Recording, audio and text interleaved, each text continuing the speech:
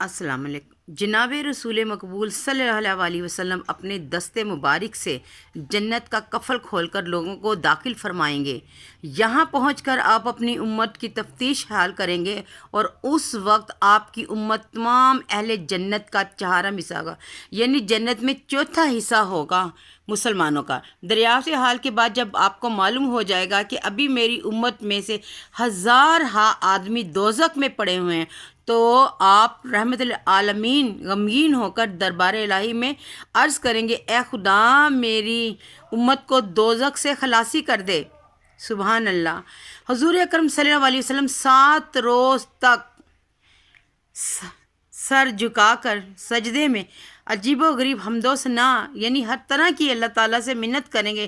تب بارگاہ الہی سے حکم ہوگا کہ جس کے دل میں جو کہ دانے کے برابر بھی ایمان ہو اس کو دوزخ سے نکال دو۔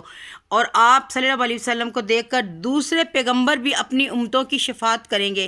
پس حضور صلی اللہ علیہ وسلم الہی جو سے ہیں اللہ تعالیٰ سے فرشتوں کے ساتھ جائیں گے، اللہ تعالیٰ جو حکم دیں گے جن فرشتوں کو ان کے ساتھ جائیں گے اور اپنی امت کو دوزخ کے کنارے پہنچ کر فرمائیں گے، اپنے اپنے رشتہ داروں اور واقف کاروں کو یاد کر کے ان کی نشانی بتاؤ تاکہ یہ فرشتے ان کو دوزخ سے نکال لائیں۔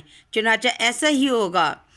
آپ لوگ دیکھیں کہ حضور پاک صلی اللہ علیہ وسلم اس وقت بھی ہماری شفاعت کریں گے، کہیں گے کہ ان کو دوزخ سے نکال کے لاؤ۔ تو ہم لوگ دنیا میں رہتے ہوئے بھی ان کا حکم نہیں مانتے، کیوں؟ پھر لوگوں کی شفاعت کا حق ہوگا۔ جب آپ صلی اللہ علیہ وسلم ان کو لے کر جنت میں تشریف لے جائیں گے تو آپ کی امت اس وقت تمام اہل جنت کا تیسرا حصہ ہوگی۔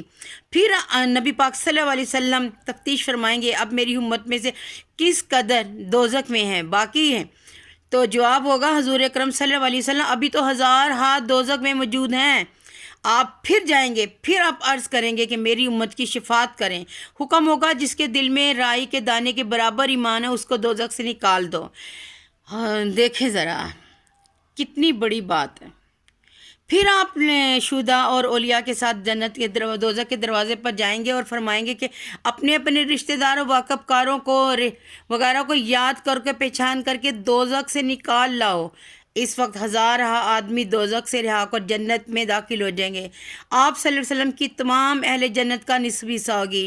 اس شفاعت کے بعد آپ پھر دریافت فرمائیں گے تو پھر پتہ چلے گا کہ کہیں مطلب وہاں تو ابھی آدھے لوگ ہیں، تو پھر وہاں پر ارشاد باری تعالیٰ ہوگا کہ جس کے دل میں آدھے ذرے کے برابر بھی ایمان ہے اس کو دوزخ سے نکال دو۔ پس بستور سابق ایک بہت بڑی تعداد جہنم سے برآمد ہو کر جنت میں داخل ہوگی۔ اس وقت آپ کی امت تمام اہل جنت سے دو چند ہوگی اور مورخین میں سے کوئی شخص دوزخ میں نہیں رہے گا مگر جن کو انبیاء اولیاء کا تسلسل حاصل نہ ہوگا، یعنی ان کو پیغمبروں کے آنے کا علم نہ ہوگا۔ وہ جو پیغمبروں کو معلوم کر کے مخیر ہو گئے ان کے حق میں حضور پاک صلی اللہ علیہ وسلم شفاعت کریں گے، مگر خداوند کریم فرمائے گا کہ ان میں سے تمہارا تعلق نہیں بلکہ ان کو میں خود بخشوں گا۔ اسی اسنا میں مشرکین اور وہ مخیرین میں سے مشرکین بطور طعنہ کہیں گے کہ تم تو توحید کے متعلق دنیا میں ہم سے جھگڑتے تھے، تم یکساں ایک ہی بلا میں مبتلا ہو۔ پس اس وقت خدائے قدوس فرمائے گا، کیا انہوں نے شرک اور توحید کو یکساں سمجھ لیا؟ قسم عزت الجلال کی، میں کسی موحد کو مشرک کے برابر نہیں کروں گا۔ پس ان تمام میں ذروں کے اس روز آخر میں جن کی تعداد 50,000 سال ہوگی دوزخ میں اپنے دستے قدرت سے نجات دے گا۔ اس وقت ان لوگوں کے جسم کوئلہ کی طرح سیاہ ہو چکے ہوں گے۔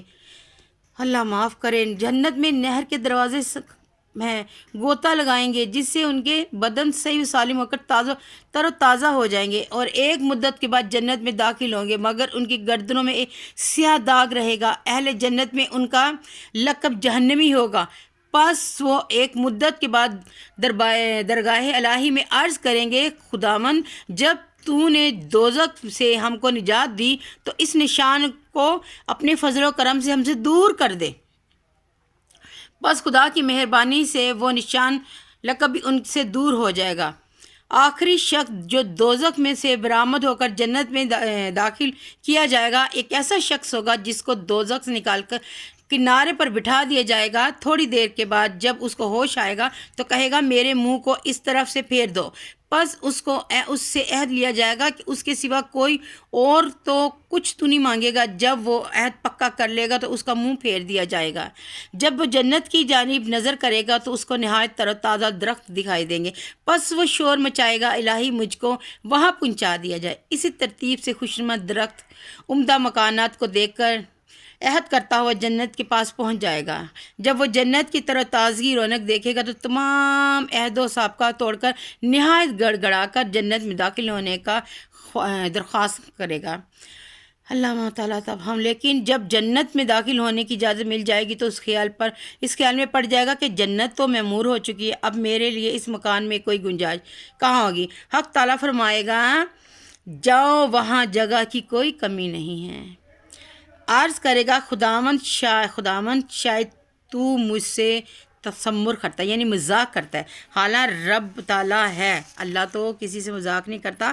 خداوند کریم فرمائے گا کہ جس قدر تجھے مانگنا ہو مانگ لے، میں اس سے دو چند عطا کروں گا۔ چنانچہ ایسا ہی ہوگا اور یہ اہل جنت میں سے ایک ادنا مرتبہ ہوگا۔ زندگی میں رہتے ہوئے ہم لوگوں کو شاید اس چیز کا احساس نہیں ہوتا کہ ہم نے آخرت میں کہاں جانا ہے اور وہاں پہ ہمیں چھوٹی چھوٹی نیکیوں کی ضرورت پڑنی ہے۔